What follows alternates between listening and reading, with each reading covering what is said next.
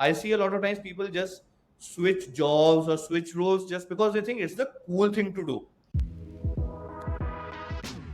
Some advice which has been floating around is, hey, if you want to be a product manager, product karo 10 saal. If you want to become a growth manager, a marketing manager, look at those verticals. And then there is obviously also the segment in industry conversation where you want to become a CMO and maybe in an Airtel, you stick to telecom, boss. If you want to do it in SaaS, you stick to SaaS. But you've been an outlier there.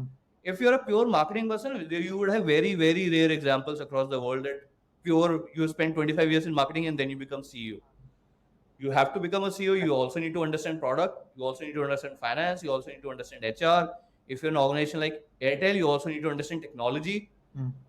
You can see examples even at Airtel. So people who have grown even in the Airtel ecosystem are people who have had cross-functional exposure. And I think that is where my thought also is that if your end goal is I have to be the CEO, then make sure you're getting all the experiences.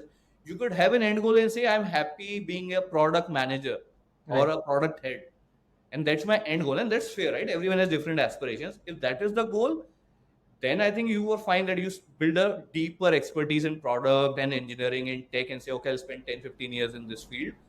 Even there, I still feel that you need to have an exposure to certain ancillary functions so that you just get a way of thinking how those functions are operating and then how do they impact you as a product manager.